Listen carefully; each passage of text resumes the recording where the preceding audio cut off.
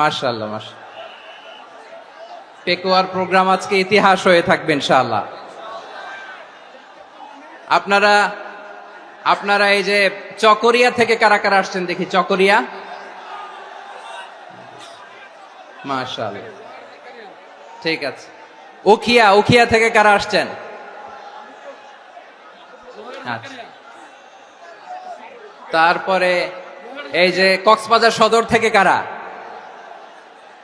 অনেক ভাইরা আসছে, মাশাআল্লাহ, হাত নামান। রামু থেকে কারা? রামু, রামু, এই যে রামুবাসী। মহেশখালী থেকে কেউ আসছেন? এটা তো মহেশখালীর প্রোগ্রাম হয়ে গেছে দেখা যায়। কুতুবদিয়া, কুতুবদিয়া আছে? আচ্ছা আচ্ছা। ঈদগাঁও, ঈদগাঁও থেকে কেউ আসছেন? ওর ঈদগাঁও থেকেও আসছে, আল্লাহু আকবার। আচ্ছা, পেকুয়া থেকে কারা কারা দেখি?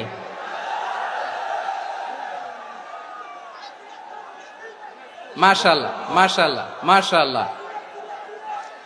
আচ্ছা, সাতকানিয়া লোহাগড়ার কে কে?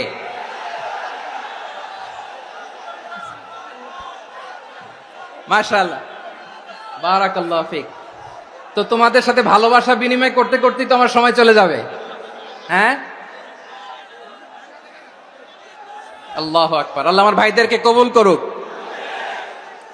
তার মানে বোঝা গেল মন্তব্য করে গন্তব্য ঠেকানো যায় নাই, সব আল্লাহ তাআলার মেহেরবানি। আলহামদুলিল্লাহ পড়ি সবাই। চট্টগ্রাম শহর থেকে কারা আসছেন দেখি? মাশাআল্লাহ, মাশাআল্লাহ, মাশাআল্লাহ, ঠিক আছে। সিলেট থেকে কারা? সিলেট।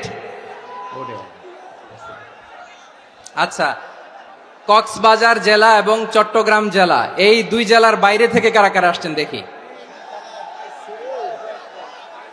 মাশাআল্লাহ। দিনাজপুর, মাশাআল্লাহ, আল্লাহ কবুল করুন। ব্রাহ্মণবাড়িয়া, মাশাআল্লাহ, ঠিক আছে। লাকসাম, হ্যাঁ, সবার প্লে কার্ড দেখেছি। বসো বসো বসো, হ্যাঁ, কুমিল্লা দেখেছি আমি, ঠিক আছে, ঠিক আছে। যশোর, হ্যাঁ, যশোর, ঠিক আছে, শুনেছি। ঢাকা থেকে, মাশাআল্লাহ, ঠিক আছে। প্রিয় ভাইয়েরা, এই যে আমি আসার সময় র্যাবের একটা ব্যাটালিয়ন আমাকে প্রোটোকল দিয়ে নিয়ে আসছে, কত লক্ষ মানুষকে ঠেলে লাঠি চার্জ করে রক্তাক্ত করে যে আমাকে আনা লাগছে, এটা বোঝানোর মতো না যদি আপনারা না দেখতে পেতেন। যারা আহত হয়েছে, আল্লাহ তাআলা ভাইদেরকে সুস্থ করে দেখ। আল্লাহ তাআলা আপনাদের এই প্রচেষ্টাকে কবুল করুক। আপনারা যদি এই যে এরকম চিৎকার চেঁচামেচি হই হুল্লোড় করতে থাকেন, কোনো আলোচনা করা যাবে না। আমি মেহেরবানি করে এই যে দুই হাত একসাথে করে করজোর করে আপনাদের কাছে অনুরোধ করছি, আপনারা বসুন, শান্ত হয়ে বসুন, আপনারা শান্ত হন মেহেরবানি করে। আর এই যে ঢিল ছোড়াছুরি করবেন না, পানি ছোড়াছুরি, ঢিল ছোড়াছুরি না। যারা বসতে পারেন নাই, দাঁড়িয়ে থাকেন, থাকেন। আজকে আমরা সবাই দায়িত্বশীল, আজকে সবাই দায়িত্বশীল। এই যে ইউটিউবার ভাই, এই যে এলইডি ভাই, বসে যান, ঠিক আছে, থ্যাংক ইউ, বসে যান। শ্রোতাদের সাথে কোনো কথা বলা যাবে না, আমার সাথে কথা, বসে যান। আমি অনুরোধ করব আমার প্রিয় ইউটিউবার ভাইরা, ফ্রেম ঠিক হলে, ফোকাস হলে বসে যান, ঠিক আছে, ঠিক আছে। পেকুয়ার ভাইরা, তোমরা আজকে ইতিহাস গড়েছ। আমি অনুরোধ করব অল্প কয়েকটা মিনিট একটু নীরবতা বজায় রাখতে হবে। আমি কয়েকটা বার্তা তোমাদের সাথে শেয়ার করে আজকে আমরা বিদায় নেব ইনশাআল্লাহ। সকাল 10টা থেকে অনেক আলোচনা হয়েছে, অনেক, এত আলোচনার দরকার হয় না। গুরুত্বপূর্ণ দুই একটা কথা, কোরআনের কয়েকটা বার্তা শেয়ার করতে পারলেই যথেষ্ট। আমরা যা সকাল থেকে শুনেছি এতটুকু আমল করতে পারলে এনাফ, গুড ইনাফ। কিন্তু একটু নীরব হইতে হবে আল্লাহর ওয়াস্তে। আরব বিশ্বে একটা ট্রেডিশন আছে, আল্লাহর ওয়াস্তে বললে এখানে এর উপরে আর কথা থাকে না, এটা হচ্ছে লাস্ট কথা। আল্লাহর ওয়াস্তে, আমি আবারও বলছি, আই রিপিট। এই যে তোমরা সবাই young, the Gen Z of Pekua, তোমরা বাংলাদেশের চিত্র পাল্টে দিয়েছ। এই যে প্যান্ডেলের পিছনে এখানকার 3 গুণ মানুষ, ওখানে এলইডি আছে, ওখানে বসে দেখো, কেউ কাউকে ধাক্কা দিবে না। আল্লাহর ওয়াস্তে, শেষ, আর বলবো না। যদি দেখি চুপ করেছো, কথা বলবো, নাহলে চলে যাবো, শেষ, এখানেই শেষ, বিদায়। কয়েক মিনিট একটু নীরবতা বজায় রাখা যাবে আজকে? যাবে যাবে যাবে বাস। সকল প্রশংসার মালিককে, সকল ক্ষমতার উৎসকে, কেউ যেটা পারে না পারে কে? সে আল্লাহর দরবারে আমরা শুকর গুজার হচ্ছি, পড়ে নিচ্ছি কালিমাতুশ শুকর আলহামদুলিল্লাহ। সবাই গলা খুলে আওয়াজ করে পড়ুন, রব্বানা লাকাল হামদ হামদান কাসীরান তাইয়্যিবান মুবারাকান ফীহি ইয়া রাব্বি লাকাল হামদু কামা ইয়ানবাগি লিজালালি ওয়াজহিকা ওয়া আযীমি সুলতানিকা লাকাল হামদু বিল ঈমান লাকাল হামদু বিল ইসলাম লাকাল হামদু বিল কুরআন।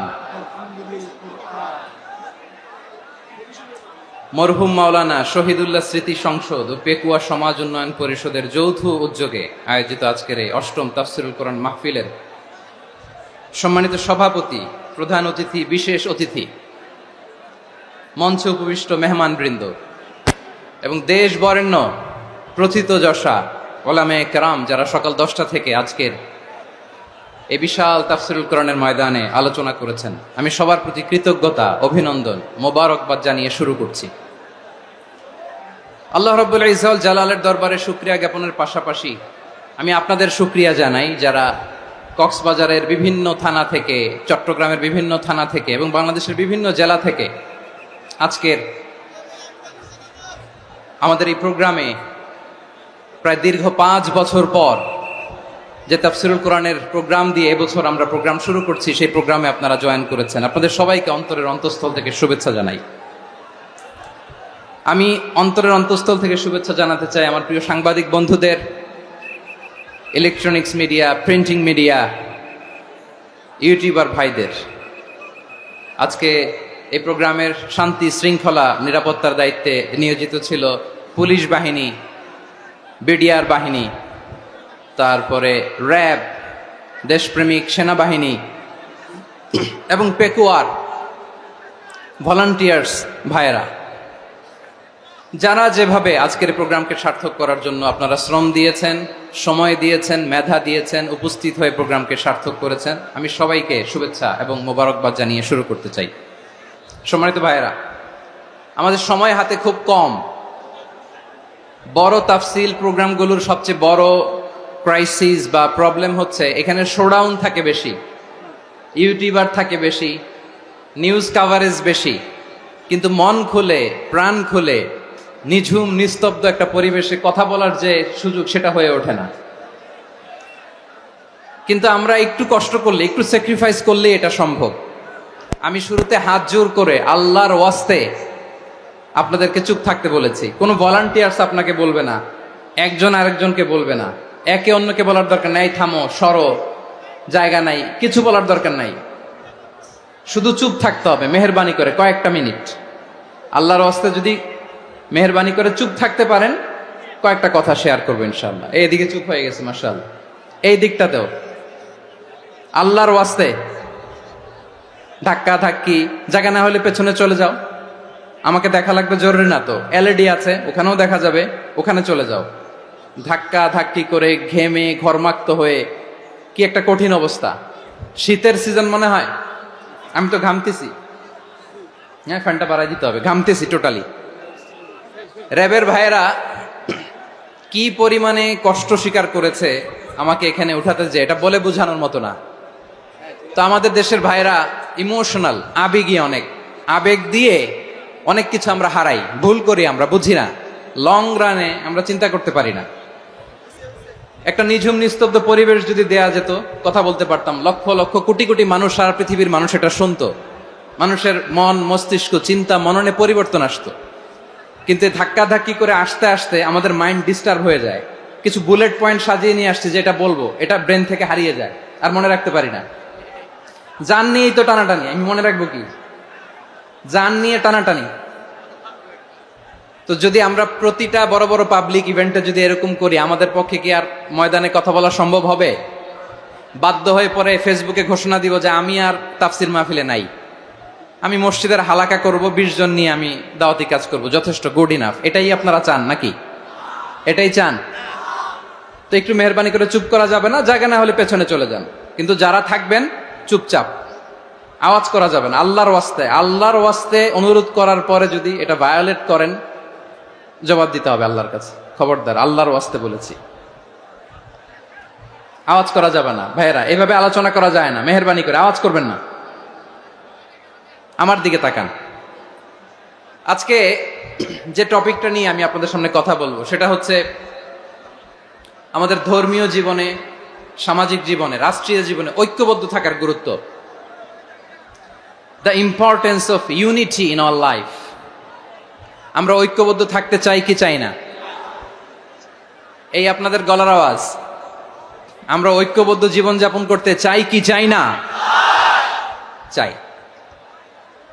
ঐক্যের কোনো বিকল্প নাই। গত 50 বছর তো দেখেছি এ ডিসইউনিটি, অনৈক্য, বিভেদ, বিচ্ছিন্নতা আমাদেরকে কোথায় নিয়ে গিয়েছে।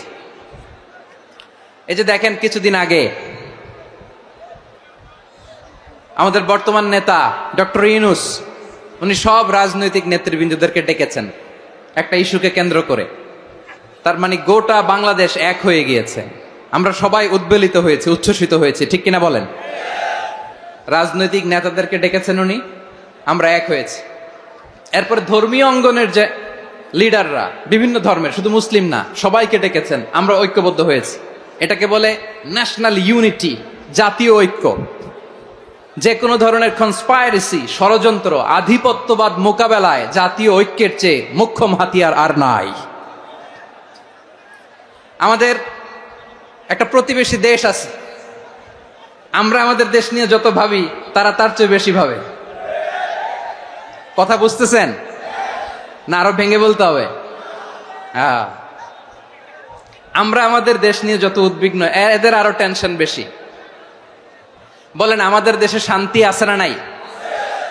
আমরা হিন্দু মুসলিমে কখনো দাঙ্গা লাগে? আসতে বলেন, কেন লাগে? ওদের পূজা পার্বণে আমাদের মাদ্রাসার ছেলেরা যে পাহারা দেয়, চিল্লায় বলেন ঠিক কিনা? আমাদের তাফসির মাহফিলের সময় ওরা ডিস্টার্ব করেন, ঢোল বাজায় না। ওদের পূজা পার্বণের সময় আমাদের তাফসির মাহফিলের ডেট হলে আমরা চেঞ্জ করে দেই। সুবহানাল্লাহ! কি সাম্প্রদায়িক সম্প্রীতির রোল মডেল। আর ওই বাংলাদেশের ব্যাপারে তারা অনেক ডিসইনফরমেশন ছড়াচ্ছিল। ভারতের অনেকগুলো গণমাধ্যম, আমি জেনারেলাইজ করব না, আমাদের প্রতিবেশী দেশের সব গণমাধ্যমকে আমি দোষ দিতে চাই না, অনেকগুলো গণমাধ্যম তারা ডিসইনফরমেশন শেয়ার করেছে। ডিসইনফরমেশন আর মিস ইনফরমেশনের পার্থক্য আছে। মিস ইনফরমেশন না জেনে ভুল বুঝে একটা মিথ্যা বা ভুল তথ্য ছড়িয়ে দেয়া, এটার ক্ষমা আছে, এটার কি আছে? আর ডিসইনফরমেশন মানে ইচ্ছা করে, প্ল্যান করে, ম্যাপ করে, ছক এঁকে মিথ্যা, গুজব, রটনা সোশ্যাল মিডিয়ায় ছড়ানো, এটার ক্ষমা আছে? আওয়াজ করে বলেন, ক্ষমা আছে? ভারতের কিছু গণমাধ্যম তাই করেছে, আমরা ব্যথিত হয়েছি।